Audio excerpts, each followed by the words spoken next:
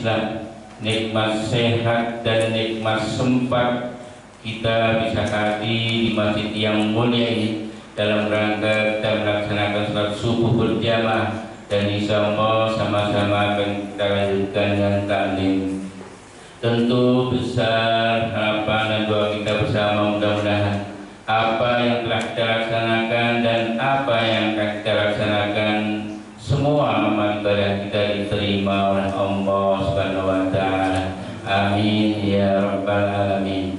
Salawat dan salam semoga terlimpah atas junjungan kita Nabi Muhammad sallallahu alaihi wasallam beserta keluarga dan sahabatnya, dan juga untuk para pengikut-pengikut beliau yang telah berhasil merintis, memperjuangkan untuk tegaknya dinul Islam. Semoga kita semua termasuk di dalamnya. Amin ya rabbal alamin. Baik Bapak dan Ibu yang dirahmati Allah, pada taklim kita pada pagi hari ini sama-sama kita awali dengan baca basmalah. Bismillahirrahmanirrahim. Ustaz dibacakan. Bismillahirrahmanirrahim. Assalamualaikum warahmatullahi wabarakatuh. Alhamdulillahilladzi anzala ala 'abdihi al-kitaba wa lam yaj'al lahu 'iwaja qayyiman liyundhira ba'san shadidan min ladunhu wa yubashshira al-mu'minina alladhina ya'maluna as-salihat anna lahum ajran hasana. Asyhadu an la ilaha illallah wahdahu la syarika lah wa asyhadu anna Muhammadan 'abduhu wa rasuluh. Allahumma shalli wa sallim wa barik ala nabiyyina Muhammadin وعلى آله الطاهرين وأصحابه الطيبين ومن تبعهم بإحسان إلى يوم الدين. أما بعد فقال الله تعالى في القرآن الكريم: أعوذ بالله من الشيطان الرجيم. بسم الله الرحمن الرحيم. هل يستوي الذين يعلمون والذين لا يعلمون إنما يتذكر أولو الألباب. وقال رسول الله صلى الله عليه وسلم: من سلك طريقا يلتمس فيه علما سهل الله له طريقا به إلى الجنة. Sadaqallah, sadaqa Rasulullah sallallahu alaihi wasallam. Hadirin jamaah salat subuh Masjid Istiqamah yang dirahmati Allah, segala puja dan syukur kepada Allah dan salawat serta salam semoga senantiasa tercurah kepada Nabi kita Muhammad sallallahu alaihi wasallam. Insyaallah kita akan melanjutkan kajian kitab Fiqh Sunnah karangan Said Sadiq. Kita sudah selesai dari bab Taharah ya, dan sudah memasuki tentang bab sholat. Beberapa pertemuan sebelumnya kita sudah membahas tentang bab manzilatus sholat ya, atau kedudukan sholat, dan juga hukum tarkis sholat ataupun hukum meninggalkan sholat. Mungkin sedikit mereview hadirin sekalian bahwasanya sholat ini merupakan salah satu daripada rukun Islam, dan rukun Islam itu merupakan paket yang tidak bisa dipisahkan antara satu dengan yang lainnya. Artinya mulai dari syahadat sampai haji bagi yang mampu, ini merupakan pondasi dari agama Islam.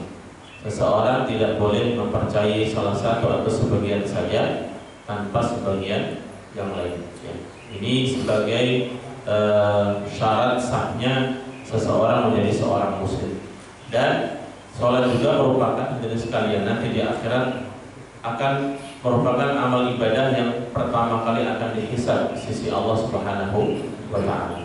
Dalam satu hadis yang cukup masyhur bahwasanya awwalu ma yuhasabu bil 'abdu yaumil qiyamah as-shalah. Sesungguhnya amal ibadah yang pertama kali nanti akan dihisab pada hari akhirat adalah sholatnya. Insyaallah ketika sholat seorang hamba itu baik, akan baik seluruh amal perbuatannya. Kalau sholatnya tidak baik ya, kemungkinan yang lainnya juga 11-12 ya, mungkin seperti itu juga. Dan ketika seorang hamba dihisab amal sholatnya ya, amal ibadah wajibnya, amal sholat, ada yang kurang, maka Allah Subhanahu wa taala memerintahkan malaikat untuk melihat sholat sunnahnya, melihat sholat sunnahnya. Kalau dia punya sholat sunnah, maka kekurangan yang ada pada sholat wajib itu akan disempurnakan ataupun ditambah kekurangannya dengan sholat sunnah. Namun yang dimaksud dengan kekurangan di sini, hadirin sekalian, bukan berarti kadang sholat kadang tidak, bukan. Akan tetapi kekurangan yang barangkali sifatnya kesempurnaan. Ya boleh jadi kekhusyuan kita, ya. Kita sholat subuh yang mungkin 5 menit ataupun 10 menit, itu prosentase ingat kita kepada Allah itu kan tidak mulai dari takbiratul ihram sampai salam, ya kan? Boleh jadi setelah takbir baca Al-Fatihah, setelah itu kemana-mana, ya. Oleh karena itu hadirin sekalian, kekurangan-kekurangan yang ada dalam sholat wajib inilah yang kemudian akan ditambal dengan pahala dari sholat sunnah. Oleh karena itu sholat sunnah ini sebisa mungkin untuk tidak ditinggalkan, khususnya adalah sholat sunat rawatib. Sholat sunat rawatib itu adalah sholat sunat yang mengiringi sholat wajib, baik itu ba'diyah maupun qabliyah ataupun ba'diyah. Jadi sholat ini merupakan hal yang paling utama. Kemudian yang kedua hadirin sekalian tentang hukum tarikis sholat, hukum orang yang meninggalkan sholat. Yang pertama, jika seseorang meninggalkan sholat karena juhud dan wa ingkaran, atau karena dengan keyakinan dia mengingkari kewajiban sholat, maka orang seperti ini hukumnya kafir, keluar dari Islam. Tidak ada perbedaan di kalangan ulama. Seseorang yang meyakini bahwasanya sholat itu tidak wajib, ya. Jadi tarkus sholat juhud dan biha wa ingkaran laha kufrun wa khurujun an millatil Islam. Seseorang yang meninggalkan sholat karena mengingkari kewajibannya, jadi tidak yakin sholat itu sebagai kewajiban, maka dia dianggap kafir dan keluar dari agama Islam bi ijma'il muslimin, dengan kesepakatan umat Islam atau ulama sepakat hal itu tidak ada perbedaan pandangan. Namun jika seseorang meninggalkan sholat dan dia tetap berkeyakinan bahwasanya sholat itu sebagai kewajiban, hanya saja dia meninggalkannya mungkin karena malas ataupun karena satu kesibukan, ya, hal-hal yang lain, maka disinilah para ulama berbeda pandangan, ya, berbeda pandangan. Dengan demikian hadirin sekalian, ketika kita melihat ada orang yang tidak sholat, kita tidak boleh serta-merta langsung menghukumi sebagai orang kafir. Meskipun secara teks hadis banyak sekali, ya, secara tekstual, secara tersurat, hadis-hadis yang menyatakan orang meninggalkan sholat itu kafir. Seperti dalam hadis Rasulullah SAW, al-ahdu man bainar rajuli wa bainal kufri tarkus sholat. Antara seseorang dengan kekufuran itu adalah sholat. Jadi kalau ada kekufuran, kemudian ada orang yang menghalangi atau menjadi hijab antara dia dengan kekufuran, itu adalah sholat. Ketika sholat itu ditinggalkan, maka tidak ada lagi hijab antara dia dengan kekufuran.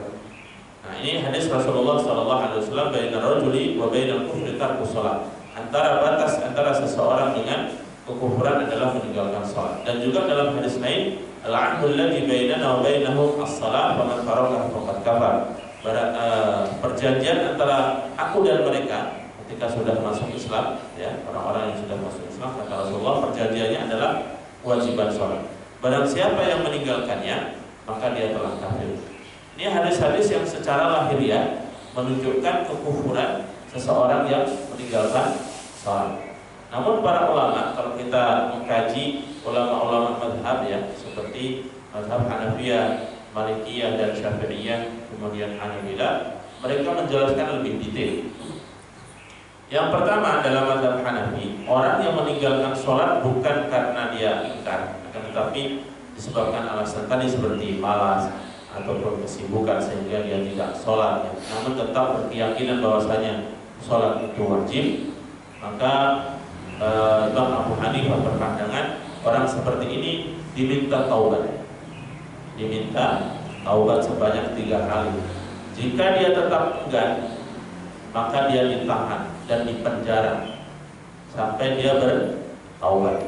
Ya, tentu ini konteksnya hadirin sekalian, konteksnya adalah dalam kehidupan masyarakat ataupun negara di mana di situ diberlakukan syariat Allah Subhanahu wa ta'ala. Karena kewajiban seorang ulil amri itu bukan hanya kewajiban-kewajiban yang sifatnya duniawi saja, akan tetapi juga masalah agama menjadi tanggung jawab mereka. Ya.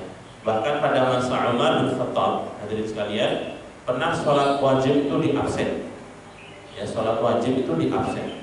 Orang-orang yang hadir siapa dan tidak hadir siapa. Ya, karena dahulu pada masa sahabat, orang-orang yang khususnya laki-laki yang tidak hadir dalam sholat jamaah itu adalah kebanyakan orang-orang munafik.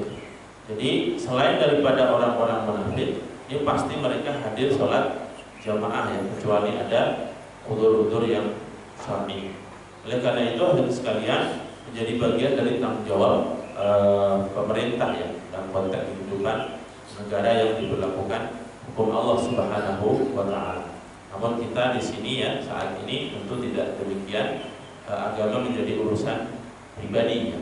Mau sholat, mau puasa, mau tidak, ya silahkan saja. Nah, hadirin sekalian yang dirahmati Allah, itu pertama pandangan mazhab Hanafiyah bahwasanya orang yang tidak sholat diminta untuk bertaubat. Kemudian selama 3 kali, jika dia tetap enggan untuk tidak bertaubat, ditahan dan dipenjara sampai dia sholat. Yang kedua, mazhab Malikiyah dan Syafi'iyah.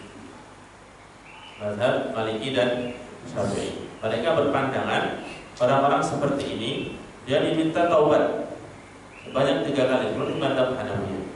Namun jika dia enggan dan tidak mau bertaubat, nah ini yang membedakan antara mazhab Hanafiyah dan Malikiyah Syafi'i. Malikiyah Syafi'i berpandangan jika dia tetap tidak mau bertaubat, maka dia dihukum bunuh sebagai orang yang melanggar hudud, melanggar hukum Allah Subhanahu wa taala, atau sebagai orang yang berlaku kriminal yang melanggar ketentuan agama. Nah, ini cukup keras memang. Hukumannya dibunuh orang yang tidak meninggalkan orang-orang yang tidak mau sholat dan sudah dimintai taubat. Nah, jadi dibunuhnya karena alasan melanggar hudud. Nah, pendapat yang ketiga ini pendapat Imam Ahmad bin Hanbal hampir mirip dengan pendapat Syafi'i dan Maliki tadi. Orang yang tidak sholat dimintai taubat, dan jika dia tidak mau bertaubat, maka dia dihukum bunuh bukan karena alasan melanggar hukum Allah, tapi karena sebagai orang murtad. Sebagai orang murtad. Nah, jadi sekalian yang dirahmati Allah Subhanahu wa taala, padahal secara lahiriah hadis-hadis jelas tadi yang menyatakan orang yang tidak sholat itu kafir ya. Tetapi kenapa para ulama sekaliber Abu Hanifah, Imam Syafi'i, Imam Malik dan juga Imam Ahmad, mereka punya penjelasan dalam tanda kutip yang berbeda? Sebenarnya tidak berbeda. Mereka punya alasan. Apakah mereka tidak tahu lahiriah hadis tadi atau kontekstual hadis tadi? Tentu tahu hadis sekalian. Kalau kita saja tahu hafal hadis-hadis tersebut, apatah lagi mereka yang hidup di zaman yang masih berdekatan dengan masa Rasulullah Sallallahu Alaihi Wasallam. Jadi jangan kemudian berpikir kalau misalnya sudah ada hadis, kemudian ada seorang ulama mazhab berpendapat seperti ini, kemudian kita mengatakan nggak usah ikuti mazhab, kita kembali kepada Quran dan hadis saja sudah jelas. Para mazhab pun juga kembali kepada Quran dan hadis, cuma mereka kan mungkin lebih lengkap dalam menangkap pesan-pesan dari hadis yang ada. Jadi kita tidak bisa serta-merta hanya berpandangan sesuai dengan arti tekstual hadis. Nah, ulama-ulama tadi memberikan alasan orang-orang yang meninggalkan sholat disebabkan karena malas ataupun karena sibuk dan sebagainya, maka orang seperti ini masih dianggap sebagai orang muslim karena masih berkeyakinan sholat itu wajib. Adapun yang dihukumi kafir kata mereka ulama-ulama mazhab ini, yaitu orang-orang yang berkeyakinan bahwasanya sholat itu tidak wajib. Bahwasanya sholat itu tidak wajib. Oleh karena itu sekali lagi hadirin sekalian, supaya kita tidak terlalu cepat ya menghukumi orang-orang yang meninggalkan kewajiban-kewajiban dalam agama, baik itu sholat, puasa, artinya tidak tergesa-gesa menghukumi sebagai orang kafir. Nah, karena menghukumi sebagai orang kafir ini konsekuensinya luar biasa dan sekali mengeluarkan seseorang dari wilayah agama Islam, ya artinya melepaskan tali ikatan Islam dari dirinya. ya, dan orang kafir itu kekal di neraka. Konsekuensinya cukup banyak. Dan jika kita ataupun siapa yang mengatakan orang lain sebagai orang kafir sementara dia tidak kafir, sejatinya tidak kafir, maka tujuan itu akan kembali kepada orang yang melabeli itu. Nah, ini yang harus kita hati-hati di dalamnya. Oleh karena itu hadirin sekalian, sekali lagi bahwasanya ini adalah penjelasan para ulama. Dan ada satu hadis hadirin sekalian, satu hadis Rasulullah Shallallahu Alaihi Wasallam suatu hari berbicara tentang masalah orang yang berbicara tentang masalah sholat. Rasulullah bersabda, "Man hafadha 'alaiha", barang siapa yang memelihara menjaga sholat, kanat lahu nuran wa burhanan wa najatan yaumil qiyamah, maka baginya adalah cahaya, petunjuk, keselamatan pada hari kiamat. Wa man lam yuhafidh 'alaiha, dan siapa yang tidak menjaga sholat, lam takun lahu nuran wala burhanan wala najatan yaumil qiyamah, maka tidak ada baginya cahaya, tidak ada petunjuk, dan tidak ada keselamatan bagi dirinya nanti pada hari kiamat. Wa kana yaumul qiyamah, dan nanti pada hari kiamat orang-orang yang tidak memelihara sholat ini ma'a Qarun wa Fir'aun wa Haman, akan dihimpun bersama Qarun, Fir'aun dan Haman, wa Ubay bin Khalaf dan Ubay bin Khalaf. Nah, Ibnu Qayyim memberikan komentar pada hadis ini, terhadap hadis ini. Kenapa Rasulullah mengatakan orang-orang yang meninggalkan sholat atau tidak memelihara sholat akan dihimpun bersama Qarun, Fir'aun dan Haman dan Ubay bin Khalaf? Kira-kira dihimpunnya di mana? Di surga atau di neraka? Neraka ya. Nah, dihimpun bersama Qarun apabila dia adalah orang yang meninggalkan sholat disebabkan karena sibuk dengan hartanya. Karena Qarun itu adalah orang yang kaya raya, orang yang kaya raya. Bahkan kekayaannya itu luar biasa. Kuncinya saja, kunci gudang untuk menyimpan hartanya itu berat untuk dibawa orang-orang besar. Kuncinya saja, belum hartanya. Ya, kalau sekarang orang kaya kan bentuknya banyak ya, deposito tidak kelihatan. Harta benda, kalau dulu kan mungkin emas perak yang kelihatan seperti itu. Ya. Nah, adapun dihimpun bersama Fir'aun. Fir'aun ini adalah pemimpin ya, imam ataupun ya penguasa. Nah, seseorang yang meninggalkan sholat disebabkan karena kesibukannya sebagai penguasa sampai dia tidak sholat, maka akan dikumpulkan bersama Fir'aun. Adapun Haman ini tangan kanannya Fir'aun, ya, tangan kanannya dia sebagai al-Ghudun. Dia kejam sekali Haman ini. Ya. Nah, orang yang punya jabatan tinggi di samping Fir'aun. Nah, orang-orang yang punya jabatan tinggi dan sampai jabatannya itu melalaikan dirinya dari sholat, maka dia akan dikumpulkan di neraka kelak bersama Haman. Adapun Ubay bin Khalaf ini adalah seorang peniaga, seorang tajir. Tajir itu bahasa Indonesia ya, orang kaya ya. Sebenarnya itu bahasa Arab. Tajir itu adalah orang yang peniaga ya, bisnismen. Orang yang disibukkan karena usaha ya, bisnis sebagainya sampai dia meninggalkan sholat, maka akan dikumpulkan bersama Ubay bin Khalaf. Nah, hadirin sekalian yang dirahmati Allah Subhanahu wa taala, itulah penjelasan ulama-ulama mazhab terkait tentang hukum orang meninggalkan sholat. Ini mirip halnya case-nya dengan seseorang yang mati bunuh diri. Hadirin sekalian, dalam satu hadis, orang yang mati bunuh diri itu dia akan kekal di neraka, khalidan fiha, mukhalladan abadan, kekal, dikekalkan dan selama-lamanya.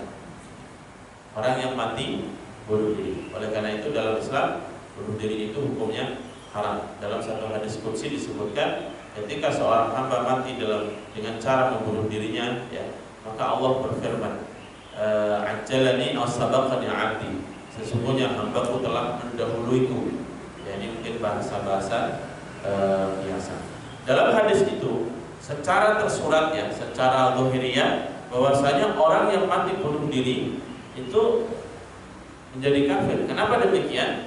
Karena dia kekal di neraka. Sementara tidak ada yang kekal di neraka kecuali orang kafir.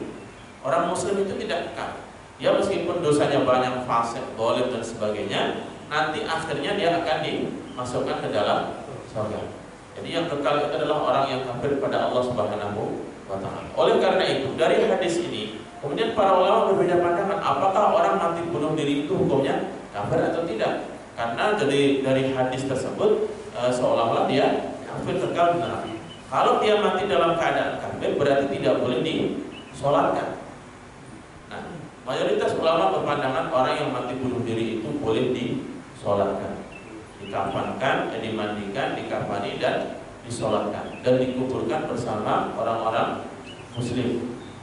Nah, apa alasan mereka? Jadi sekalian yang dirahmati Allah Subhanahu wa ta'ala. Jadi orang yang mati dalam keadaan bunuh diri ini masih dianggap muslim ya, tidak mengeluarkan dirinya dari kafir. Adapun hadis tadi itu berlaku bagi seseorang yang mati bunuh diri dan berkeyakinan bahwasanya mati bunuh diri itu adalah halal. Seperti hanya tadi Salat tadi orang yang meninggalkan salat hukumnya adalah kafir. Bagi siapa? Bagi mereka yang berkeyakinan salat itu tidak wajib. Nah, jadi sekalian yang dirahmati Allah Subhanahu wa taala, itulah cara bagaimana para ulama-ulama fikih itu memahami hadis ya, memahami hadis. Karena di saat yang sama juga mereka itu sangat berhati-hati dalam menghukumi seseorang. Ada satu dialog dari sekalian ya, antara Imam Syafi'i dengan Imam Ahmad tentang hukum meninggalkan sholat. Tadi saya sampaikan kalau Imam Syafi'i berpandangan bahwasanya orang yang meninggalkan sholat ini tidak kafir ya, dia dimintai taubat. Jika tidak mau bertaubat dia dihukum bunuh, tapi bukan karena murtad, melainkan karena sebagai melanggar hudud. Adapun Imam Ahmad berpandangan jika dia tidak mau bertaubat dihukum bunuh karena murtad. Artinya kafir dalam pandangan Imam Ahmad bin Hanbal jika sudah diminta taubat dan tidak mau bertaubat. Nah, suatu hari Imam Syafi'i bertemu dengan Imam Ahmad, berbincang, berdialog tentang hukum meninggalkan sholat. Imam Syafi'i bertanya kepada Imam Ahmad, "Ya Ahmad, ataqulu innahu yakfur?" Wahai Ahmad, apakah kamu berpandangan bahwasanya orang yang meninggalkan sholat itu kafir? Qala na'am. Iya.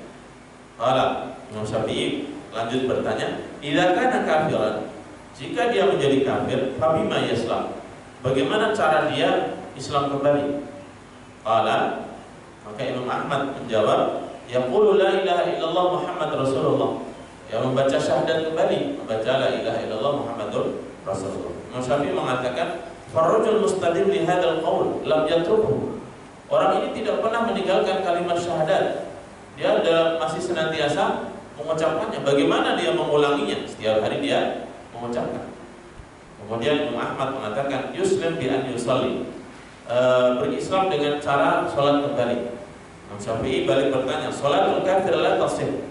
Sholatnya orang kafir itu tidak sah. Karena Imam Ahmad kan berpandangan ya orang kafir. Wala yahkum lahu bil Islam, dan dia tidak bisa dihukumi sebagai Islam dengan sholat. Fasaqatal Imam Ahmad. Kemudian Imam Ahmad berdiam ya dengan argumentasi Imam Syafi'i. Ini alasan Imam Syafi'i bahwasanya orang yang tidak sholat dan sudah diminta bertaubat dan juga tidak mau bertaubat maka tidak dihukumi sebagai orang kafir. Hadirin sekalian yang dirahmati Allah Subhanahu wa taala, terlepas dari perbedaan pandangan dari di atas ya, tentu sholat ini merupakan hal yang sangat fundamental ya. Tadi sebagaimana sudah dijelaskan di awal ya, jangan sampai sekali-kali meninggalkan sholat ya. Kewajiban sholat ini dibebankan kepada kata Rasulullah SAW, "Tatibus sholat 'alal muslimul 'aqil al-baligh." Kewajiban sholat ini ditujukan kepada seorang muslim, seorang yang berakal dan seorang yang sudah dewasa. Syarat utama orang yang terkena kewajiban sholat adalah muslim, kedua berakal, ketiga dewasa. Jadi orang kafir tidak punya kewajiban sholat. Yang kedua, orang muslim tapi tidak berakal juga tidak punya kewajiban sholat. Dengan demikian kebalikannya adalah seorang muslim selama masih ada kesadaran, dia berakal dan masih punya kesadaran, maka wajib untuk menjalankan sholat apapun kondisinya, sakit separah apapun, selama kesadaran itu masih ada, maka dia wajib menjalankan sholat. Ya, jadi tidak ada rukhsah atau keringanan untuk meninggalkan sholat bagi seorang muslim laki-laki. Ya, selama kesadaran itu masih ada. Sakit parah, habis operasi dan sebagainya, dia tetap wajib sholat selama masih ada kesadaran, apapun kondisinya. Ya, jadi dalam Islam itu hadirin sekalian sebenarnya cukup mudah ya. Memang bagi orang yang dalam keadaan normal, dia wajib menunaikan ibadah sholat ini sesuai dengan rukun dan syaratnya.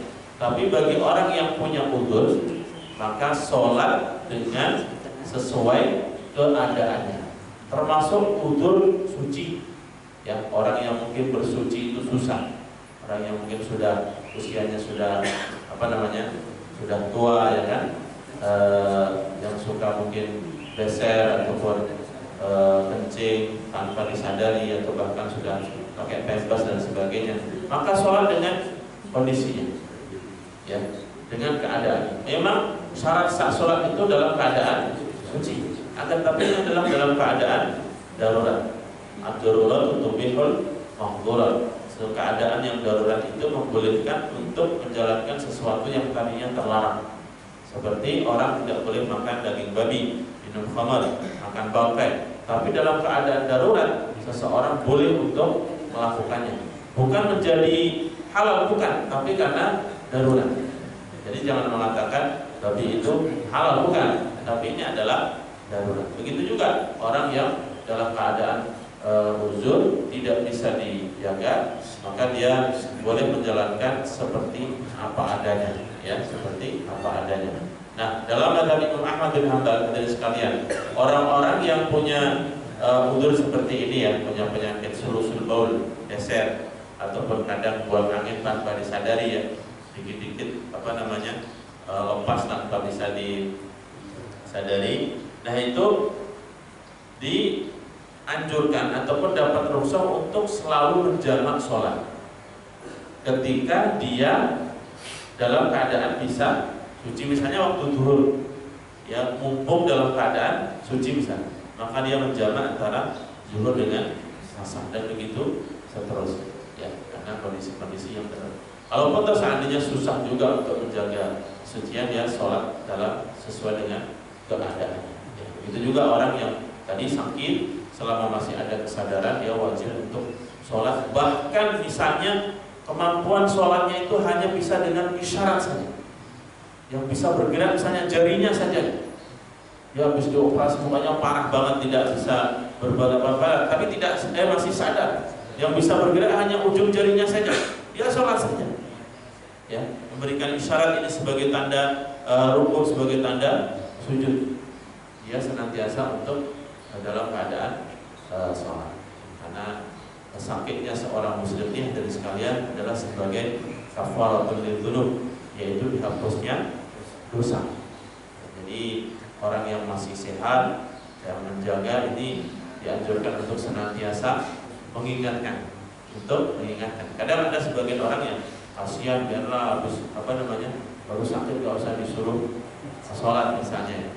Ini di satu sisi dia diampuni dosanya, di sisi lain dia melakukan dosa, ya. Jadi hal seperti ini harus diperhatikan. Jadi syarat yang kedua adalah berakal, yang punya kesadaran. Yang ketiga adalah balik, masuk usia dewasa.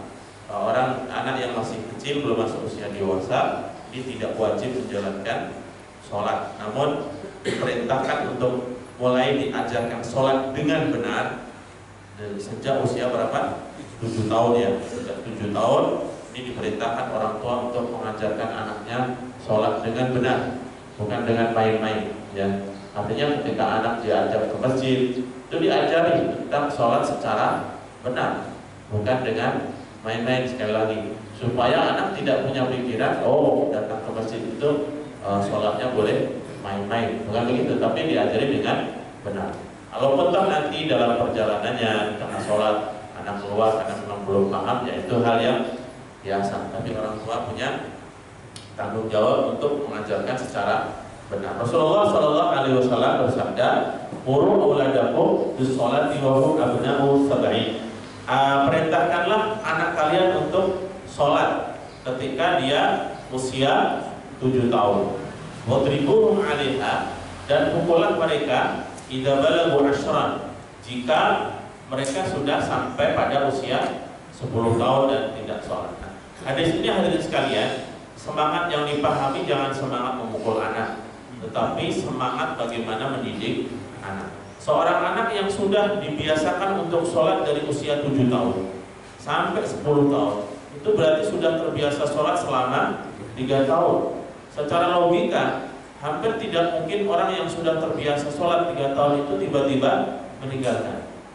Oleh karena itu, Rasulullah boleh memukul untuk pukulan yang sifatnya pendidikan, ya, mendidik, bukan menyakiti. Wa fariqu bainahum fil madaji, dan ketika usia 10 tahun ini pisahkanlah mereka anak-anak itu dari tempat tidur, ya, tidak boleh dicampur. Baik hadirin sekalian yang dirahmati Allah, poin berikutnya adalah tentang adadul faraid, jumlah sholat wajib, ya. Sholat wajib ini kita sudah maklumi bersama, jumlahnya ada 5, ya, sholat zuhur, asar, maghrib, isya, subuh. Namun dalam mazhab Hanafiyah itu ada 6. Ada 6, ya. Yang satunya apa? Sholat witir.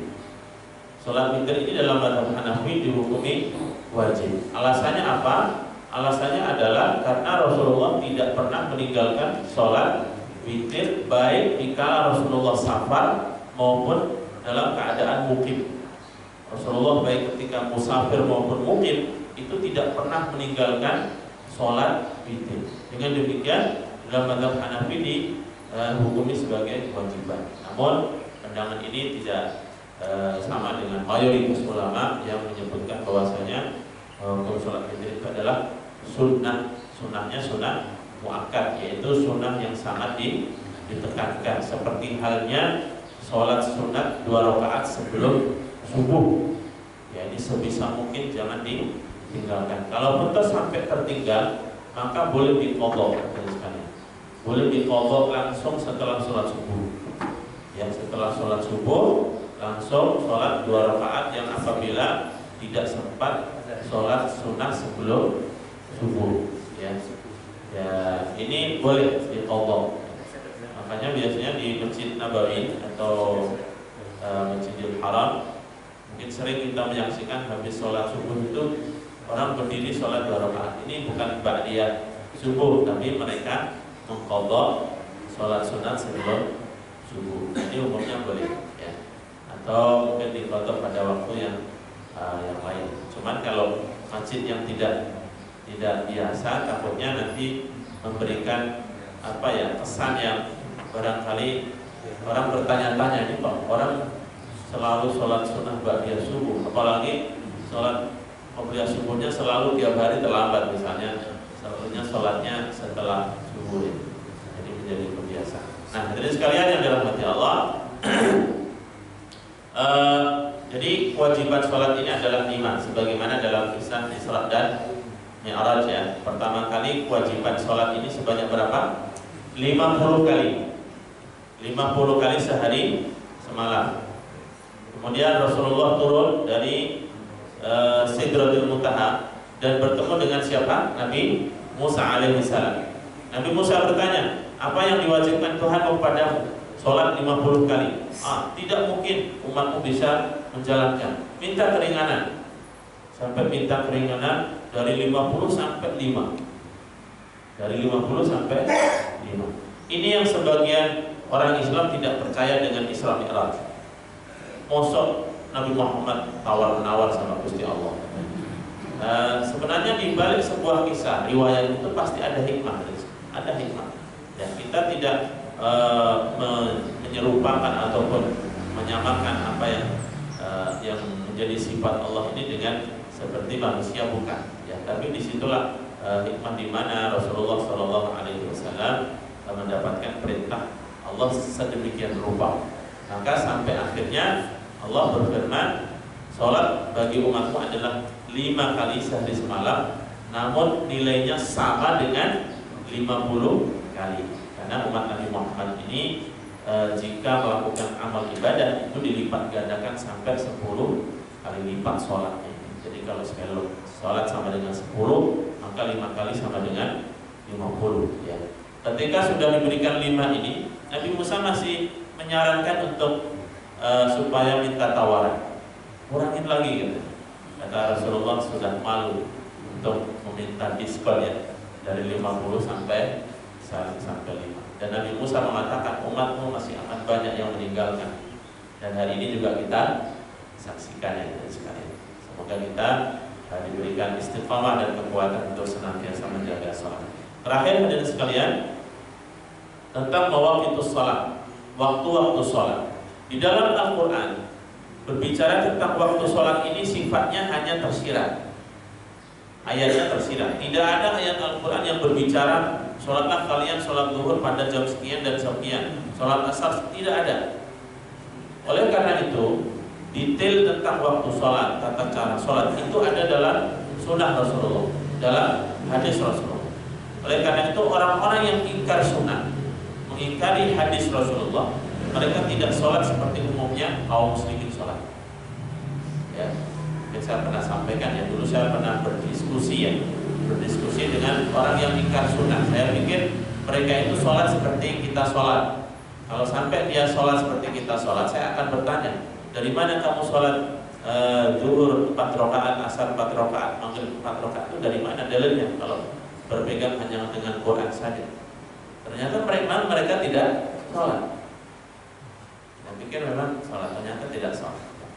Pas waktu masuk sholat zuhur, sholat asar itu kita ajak untuk sholat, dia bilang saya sudah sholat, sudah berdoa. Jadi karena arti sholat itu adalah berdoa.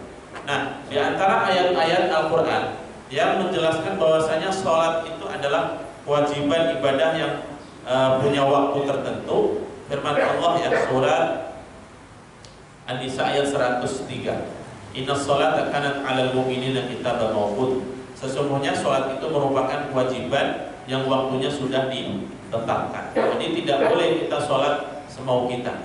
Kan yang penting ingat Gusti Allah. Yang penting sholat. Sholat zuhur jam 10 tidak bisa. Ya.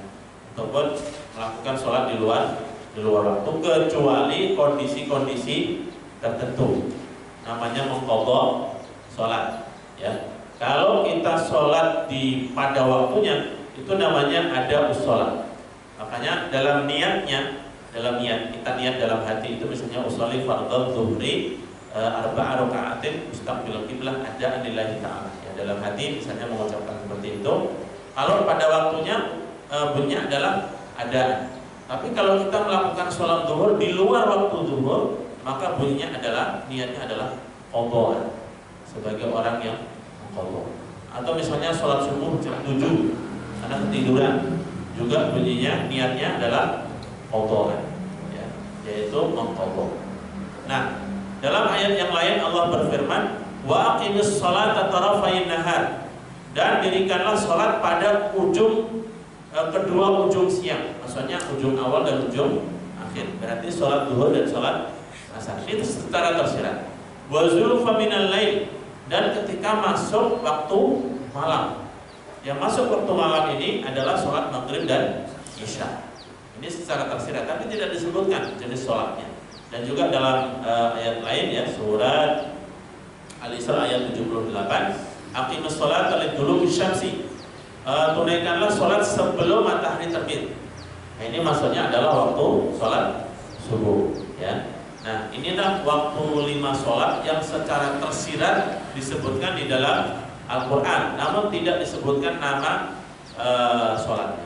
Adapun secara detail itu dijelaskan dalam hadis Rasulullah Sallallahu Alaihi Wasallam.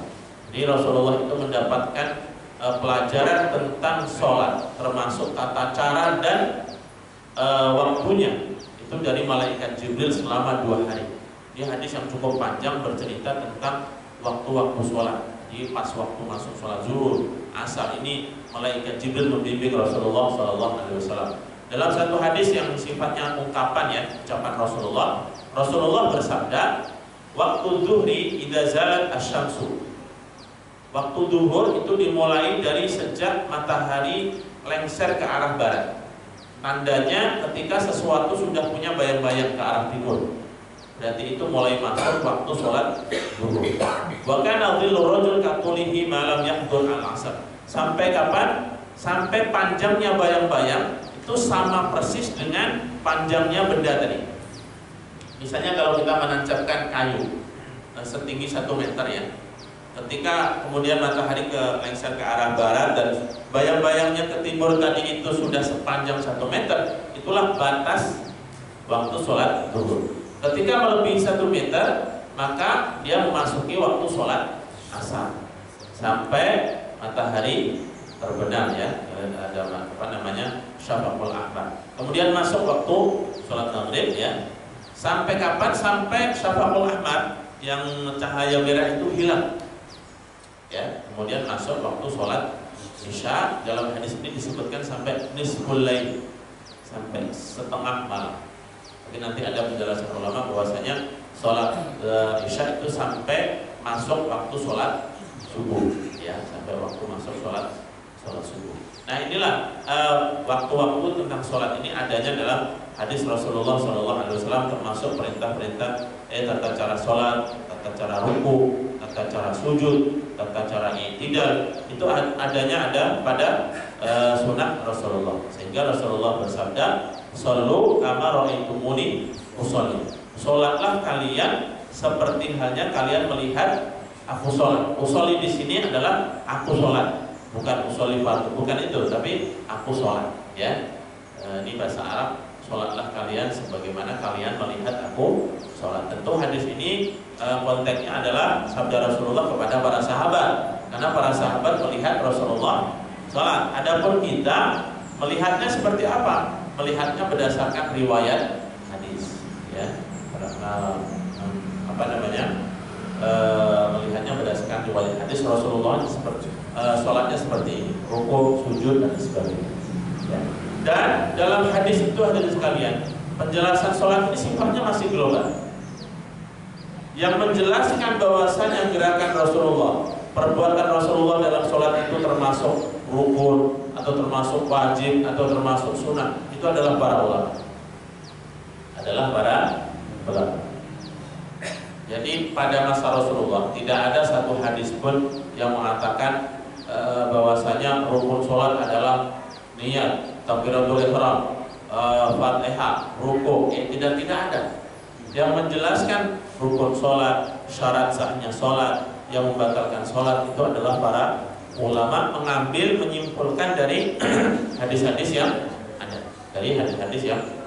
Inilah perlunya kita kembali kepada penjelasan para ulama. Baik hadirin sekalian yang dirahmati Allah Subhanahu wa taala, itu beberapa hal terkait tentang masalah salat ya. Masih banyak sekali bab yang berbicara tentang salat ini ya, tentang rukhsah seseorang boleh mengakhirkan salat ya. Pada intinya salat ini yang paling afdal dilakukan pada awal waktu. Namun dalam kondisi-kondisi tertentu seperti musim panas, itu seseorang boleh mengakhirkan sholat sampai menunggu waktu dingin ya, khususnya sholat zuhur dan sholat asar. Baik hadirin sekalian yang dirahmati Allah Subhanahu wa taala, mungkin itu kajian kita pada pagi hari ini. Insyaallah kita akan melanjutkan pada sub bagian yang lainnya pada kesempatan yang akan datang. Sebelum kita akhiri, barangkali nanti akan ada pertanyaan dan sebagainya, baik yang terkait tentang masalah yang disampaikan ataupun yang di luar Alhamdulillah, saya kembali kaki kepada Ustaz Joko yang telah memberikan pelajaran kepada kita pada pagi hari ini terkait masalah sholat. Banyak hal yang kita dapatkan, tentunya semuanya untuk meningkatkan keimanan dan ketakwaan kita kepada Allah Subhanahu wa taala. Kita langsung saja pada sesi tanya jawab. Silakan, 1, ada lagi, 2, 3, ya.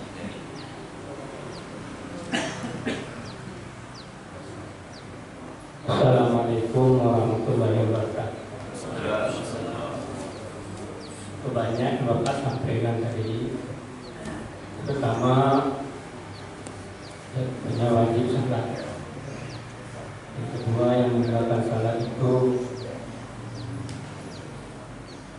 bisa kafir. Mungkin Pak, di dalam salat itu kan kalau kita sebagai seorang Islam kan bersyahadat. Kemudian ingatkan di dalam salat itu ada kita bersyahadat terus berulang-ulang. Jadi kalau sesuatu yang kita ulang-ulang akan mantap, sehingga betul-betul mantap iman kita itu pada Allah SWT. Betul apa gitu? Kalau kita meninggalkan salah, berarti kita meninggalkan salah. Meninggalkan salah kan jatuhnya juga kafir. Mungkin tidak itu Pak, kira-kira bahwa salat itu jatuhnya wajib. Terima kasih. Assalamualaikum warahmatullahi wabarakatuh.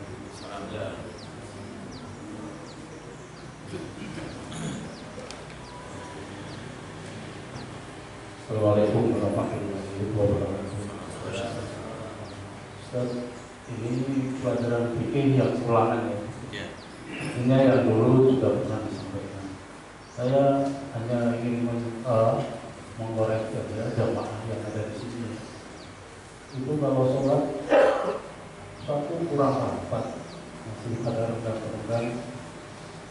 Dan kalau datang duluan itu tidak langsung ke depan, tapi di belakang. Nah, ini mohon kiat-kiatnya supaya sholat kita ini benar-benar bagus ya. Artinya juga kalau kita sudah rapat, begitu sujud berdiri lagi pasti ada yang renggang itu. Harusnya yang sebelah kiri ini merapatkan ke kanan, dan sebelah sana merapatkan ke kiri, supaya rapat kembali. Karena sholat kita itu jangan sampai dimasuki oleh syaitan yang mengganggu sholat kita. Kemudian yang kedua, saya mau menanya, mungkin hadisnya ada ya Pak. Kenapa sholat zuhur itu nggak bunyi? Sir. Kemudian sholat yang jahar itu rakaat setelah tahiyat kok hanya sampai al-fatihah. Setelah itu sampai al-fatihah saja tidak. Rakaat kedua keempat. Nah, itu tuh sampai sekarang saya bertanya-tanya dan masih penasaran Pak. Mudah-mudahan Pak Joko bisa menenangkan hati saya. Kenapa begitu? Terima kasih. Assalamualaikum warahmatullahi wabarakatuh.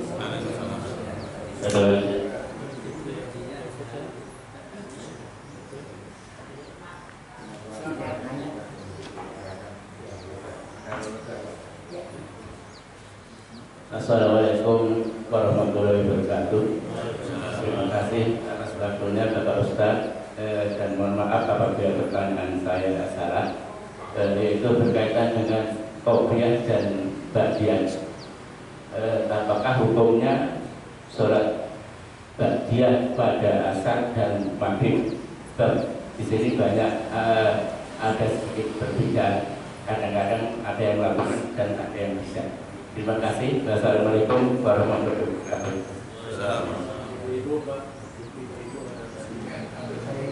Ibu ada? Oh ya, ada di mana? Enggak itu berikutnya.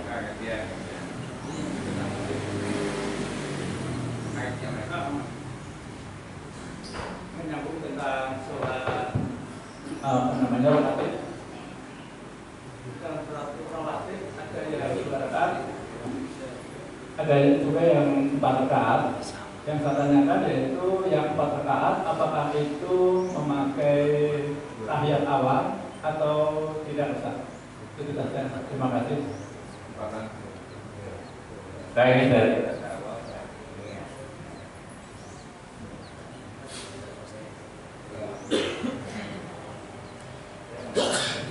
Assalamualaikum warahmatullahi wabarakatuh. Maaf Pak Ustadz, saya ingin bertanya tentang sholat sunnah. Sholat sunnah, tahiyatul masjid dan qobliyah subuh. Kadang-kadang suatu saat mungkin kita terlalu mepet pengertiannya, sehingga pada saat sampai di masjid itu hanya tinggal 3 menit untuk azan. Mana yang lebih diutamakan, sholat tahiyatul masjid atau qobliyah subuh? Kemudian yang kedua, sholat sunnah taubat. Saya pernah mendengar kalau sholat sunnah taubat itu tidak ada. Yang ada hanyalah kalau kita disegerakan untuk segera berwudu kemudian sholat sunnah. Bagaimana itu Pak Ustaz? Terima kasih. Assalamualaikum warahmatullahi wabarakatuh.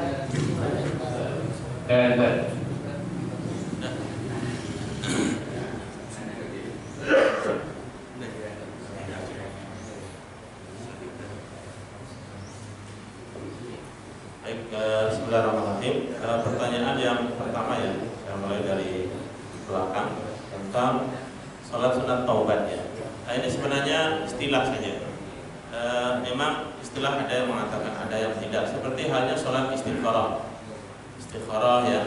Rasulullah tentu tidak mengatakan sholatlah kalian sholat istikharah. Tapi dalam satu hadis, idza tamma 'alaikal amru farka' rak'atain.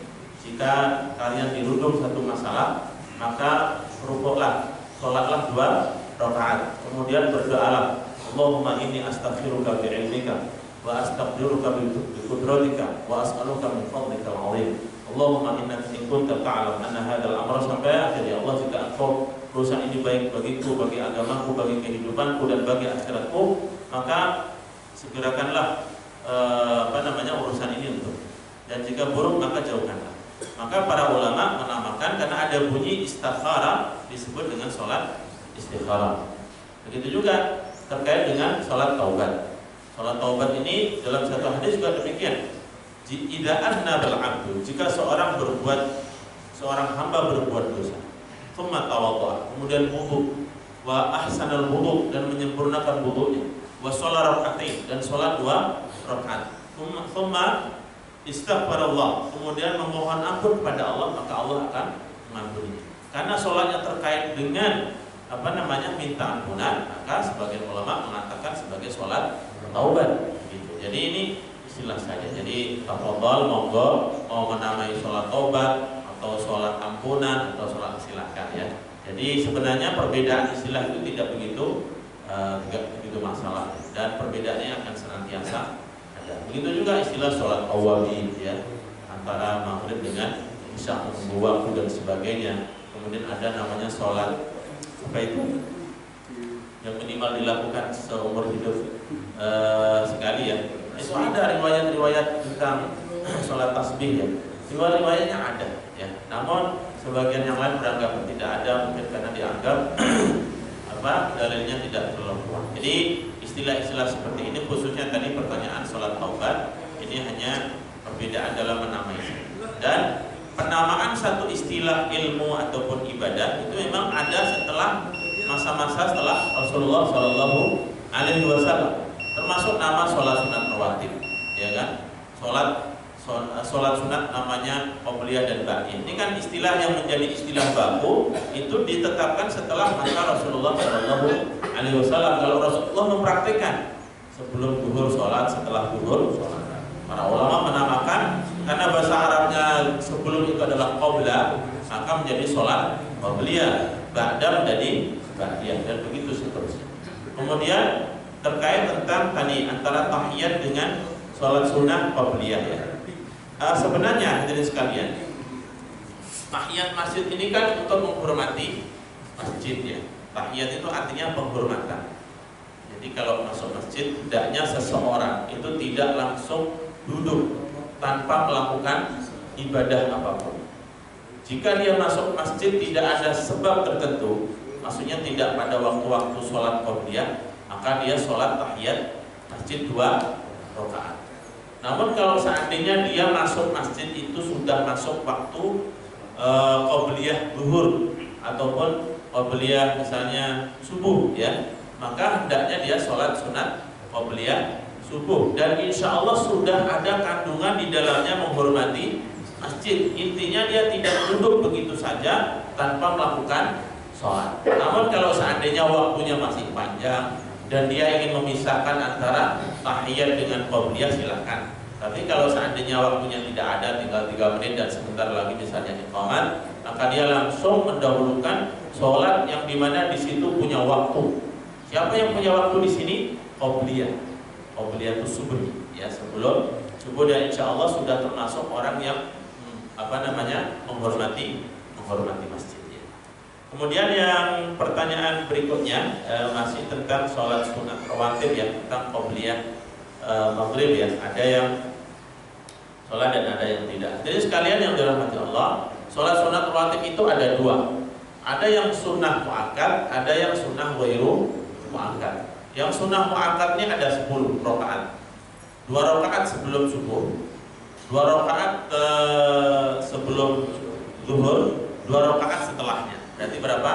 6. 2 rakaat setelah maghrib, 2 rakaat setelah isya. Ini yang muakkad. Yang muakkad itu maksudnya yang ditekankan. Ya.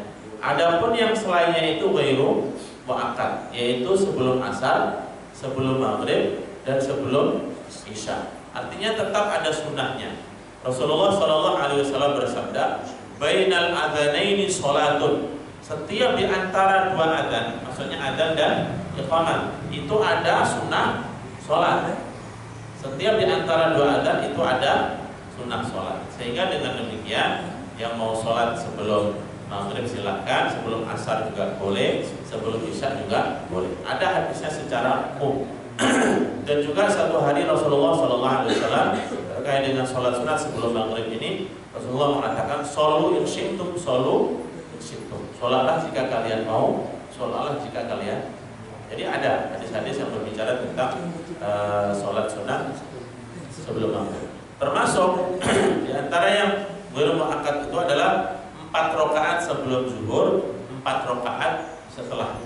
Yang 2 rakaat itu muakkad, 2 rakaat selebihnya adalah ghairu muakkad. Ada banyak hadis yang berbicara misalnya orang yang sholat sunat sebelum zuhur 4 rakaat dan setelahnya maka akan dibangunkan rumah di surga. Ya, banyak hadis-hadis menjelaskan tentang itu, dan Rasulullah SAW sholat sunat sebelum zuhur 2 rakaat dilakukan di rumah dan 2 rakaat dilakukan di masjid. Ya.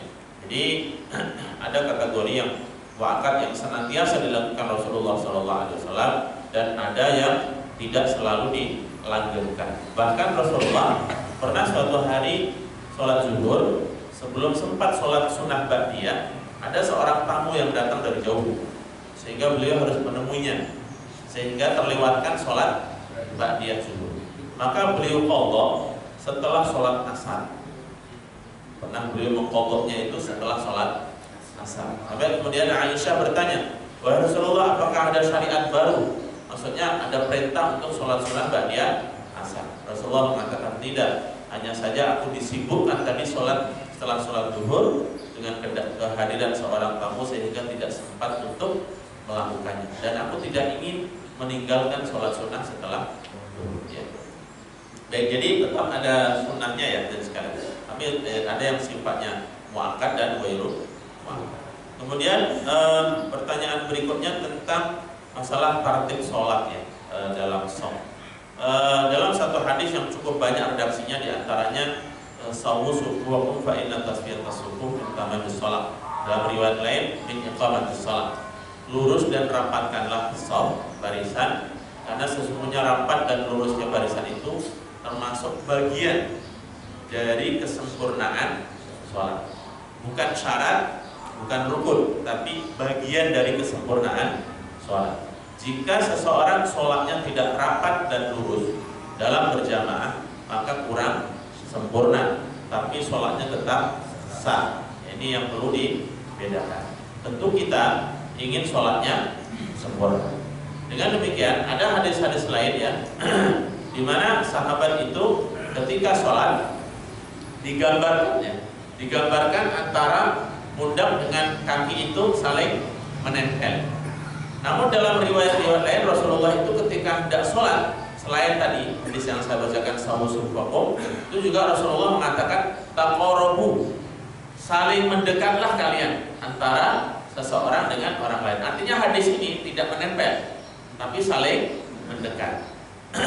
Untuk menggabungkan beberapa hadis ini, maka kebanyakan ulama bahwasanya sholat harus nempel itu tidak harus, tetapi merapatkan itu harus. Jadi rapat itu kan tidak harus nempel.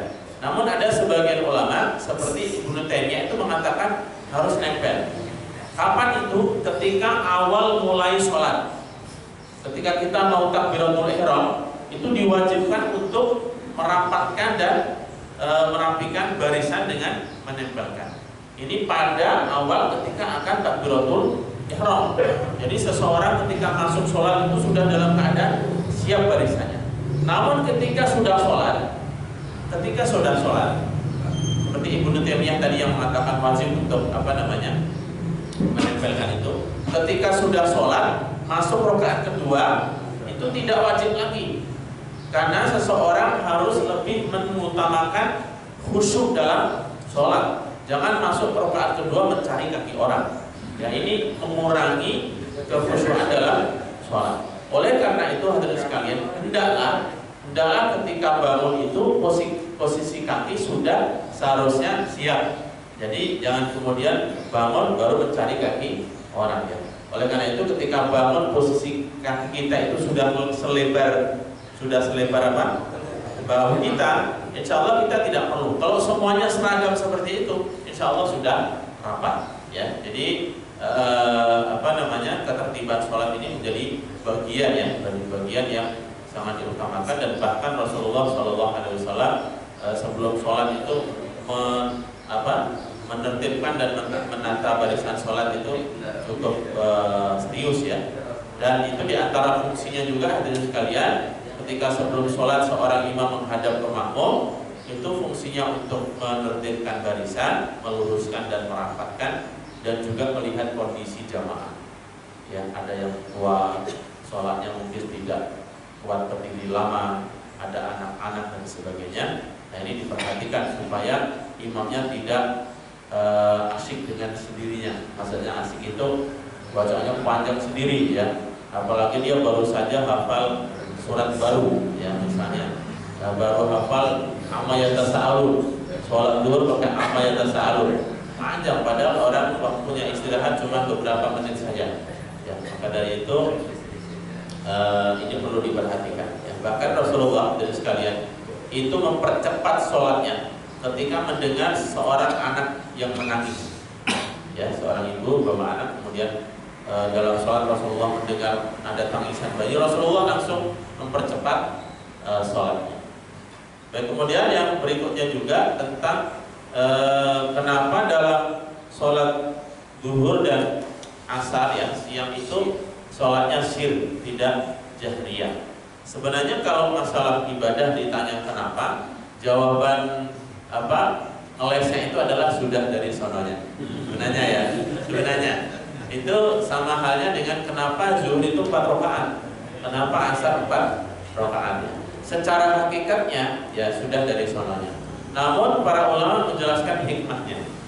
Kenapa sholat zuhur itu dan asar siriyah dan tidak jahriyah. Hadirin sekalian, sholat jahriyah dan siriyah itu berbeda dari sisi pelaksanaan waktu. Bapak-bapak, ibu-ibu sekalian, sama-sama membaca Al-Fatihah dan surat misalnya Al-Adiyat atau Al-Nasrah.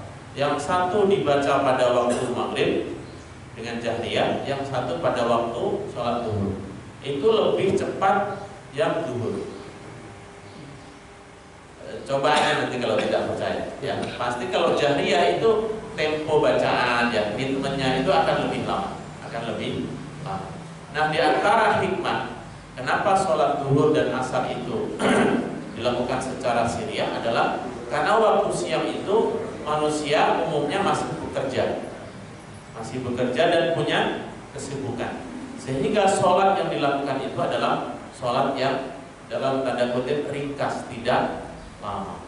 Ini diperkuat dengan satu hadis ya, satu hadis dari hadis Jabir ya.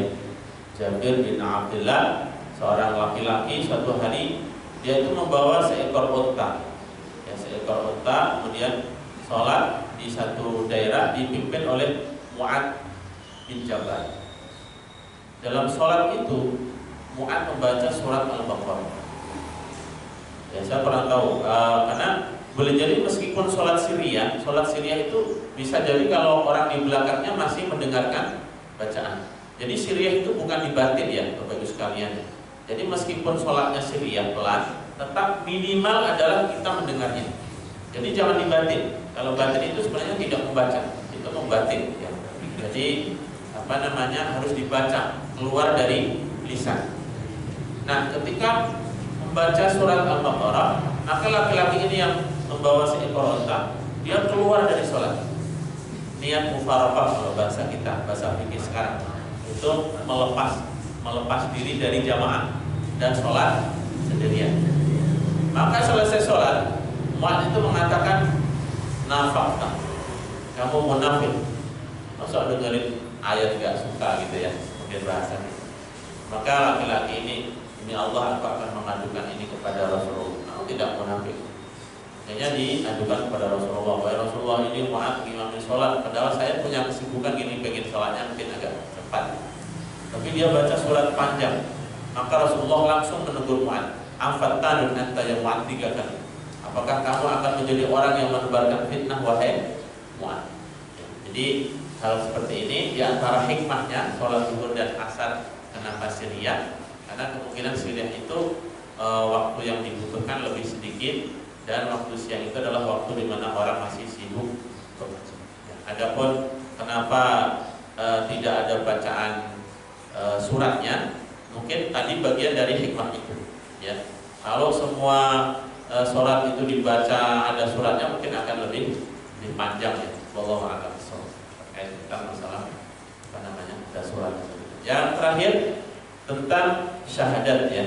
Mungkin saya pikir tadi masukan ya Pak ya, bahwasanya dengan kita sholat setiap hari membaca syahadatain akan memantapkan keimanan kita, itu diantara hikmah ya. Bahkan dalam satu hadis Rasulullah SAW, jadidu imanakum bila ilaha illallah, perbaikilah iman kalian ya dengan mengucapkan la ilaha illallah. Dan juga misalnya dalam masalah sholat ya, ketika Rasulullah masuk waktu sholat itu langsung mengatakan kepada Bilal, ya Bilal, arihna bis sholat, arihna bis sholat, rehatkanlah kami wahai Bilal, tenangkanlah kami dengan sholat. Artinya perintah untuk adanya. Memang sesuatu kalau dilakukan dengan berkesinambungan terus menerus yang diulang-ulang itu akan ya mungkin lebih memantapkan dan sebagainya. Wallahu a'lam. Cukup? Ada. Tentang sholat kuliah ataupun ba'diyah, mungkin yang 4 rakaat itu dilaksanakan dengan 2 salam atau dengan gunakan hadiah salam. Baik, terkait dengan sholat 4 rakaat ya, yang tadi misalnya dalam zuhur, sebelum zuhur ada 4 rakaat, setelah zuhur ada 4 rakaat. Itu 2 salam, 2 rakaat. Artinya 2 rakaat salam, 2 rakaat salam ya. Kecuali sholat malam, khususnya misalnya sholat witir. Sholat witir itu kan ganjil, ya. Sholat witir itu minimal 1 rakaat, boleh 3 rakaat. 3 rakaat pun boleh dilakukan 2 cara. 2 rakaat pertama salam, kemudian 1 rakaat kedua baru salam. Boleh juga dilakukan 5 rakaat. Pada rakaat keempat dia tahiyat awal, rakaat kelima salam. Boleh dilakukan 7 rakaat. Rakaat ke-6 dia tahiyat awal, rakaat ke-7 dia salam. Itu boleh. Namun terkait dengan sholat tarawih yang 4 rakaat itu memang sebagian umat Islam memahami 4 rakaat langsung. Karena dalam hadis Aisyah radhiyallahu anha bahwasanya karena Rasulullah sallallahu alaihi wasallam qama fil lail, salat malam di Ramadan atau di ghairi Ramadan, baik di dalam Ramadan maupun di luar Ramadan. La yazidu an 11 rakaatan, tidak melebihi 11 rakaat. La tas'al an husnihi wa qulmihi, jangan kamu tanya tentang bagusnya salat Rasulullah dan panjangnya. Itu enggak usah ditanyakan, pasti panjang dan bagus salat Rasulullah. Karena yusolli arba'an, Rasulullah sholat 4. Nah, kata-kata Aisyah 4 inilah yang menjadi perbincangan, perdebatan di kalangan ulama. Apakah sholat malam itu 4 atau 2. Nah, Aisyah mengatakan 4. Namun dalam pernyataan Rasulullah secara lisan, ucapan Rasulullah, beliau mengatakan sholatul laili mathna. Sholat malam itu adalah 2 rakaat. Jika ada hadis yang satu hadis fi'liyah, hadis perbuatan, Yang satu hadis qauliyah, hadis ucapan. Secara hukum itu didahulukan ucapan daripada perbuatan. Karena kalau perbuatan itu adalah yang mengungkapkan orang lain. Kalau ucapan itu yang mengungkapkan adalah Rasulullah langsung. Jadi kalau perbuatan itu kan seperti Aisyah tadi, saya menyaksikan Rasulullah demikian. Jadi bukan Rasulullah yang mengucapkan, melainkan Aisyah mengungkapkan demikian. Boleh jadi ungkapan Aisyah itu perlu terjemahan yang berbeda. Boleh jadi yang dimaksud 4-4 itu adalah setelah 4 rakaat Rasulullah itu istirahat. Jadi dua-dua setelah 4 rakaat, total 4 rakaat istirahat. Ya, ngopi dulu, ya kan? Setelah itu sholat lagi 4 rakaat istirahat lagi, baru kemudian ini. Ya.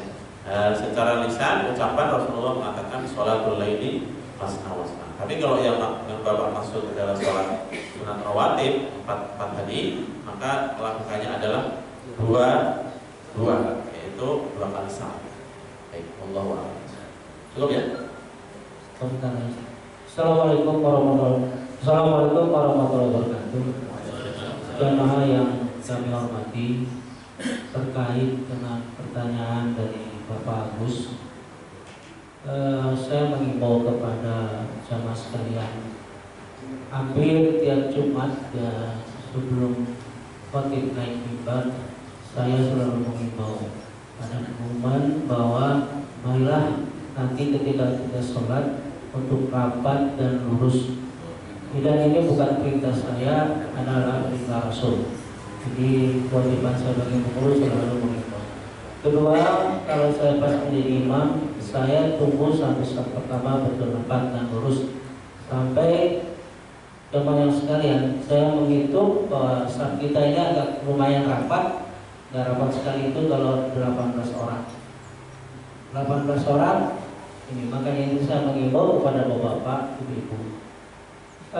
Permasalahan tidak rapat dan tidak lurus ini di masjid kita khususnya, banyak keanehan yang saya lihat. Pertama, bapak-bapak takut dengan angin, bukan takut sama Allah atas perintah Rasul, tapi takut dengan angin, sehingga mengkapling dirinya jauh dari angin, mau di depan kosong kan atau tidak, kakinya itu berat banget untuk maju, dipaku seakan-akan.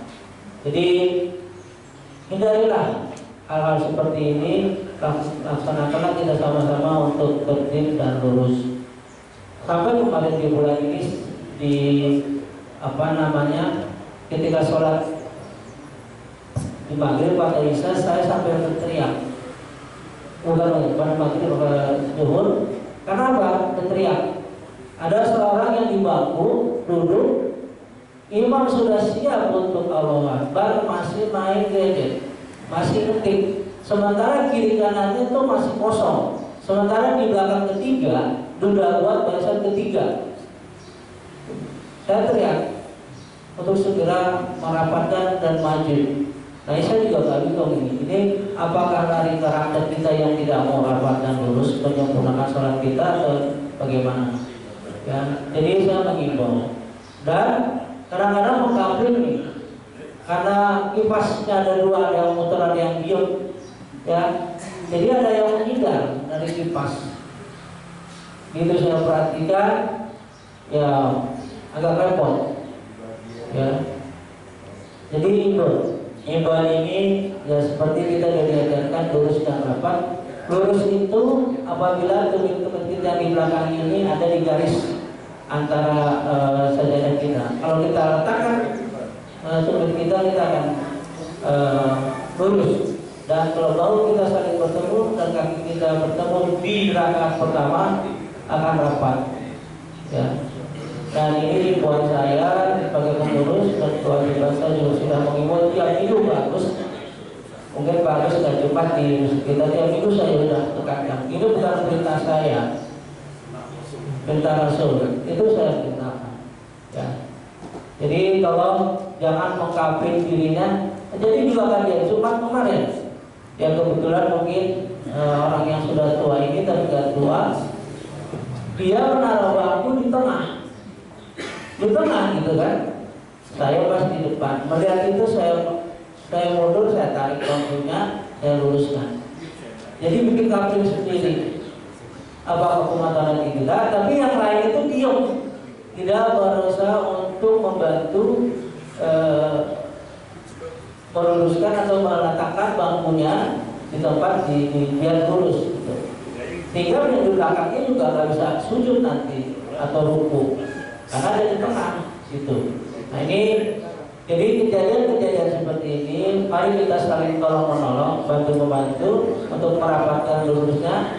Apabila saudara kita kurang pengetahuannya untuk merapat lurus, tolong dikasih tahu. Dan apabila dikasih tahu, jangan merasa tersinggung sama saudara kita, karena ini untuk kebaikan kita semua. Demikian buat saya sebagai pengurus. Assalamualaikum warahmatullahi wabarakatuh. Alhamdulillah, kita ucapkan terima kasih sekali lagi untuk Ustaz kita. Semoga Allah menambah kebaikan untuk beliau dan untuk kita semua. Dan marilah kalian kita pada pagi hari ini sama-sama kita tutup dengan hamdalah dan doa kafaratul majlis. Alhamdulillahirabbil alamin. Subhanakallahumma wa bihamdika asyhadu an la ilaha illa anta astaghfiruka wa atubu ilaik. Billahi taufiq wal hidayah. Assalamualaikum warahmatullahi wabarakatuh.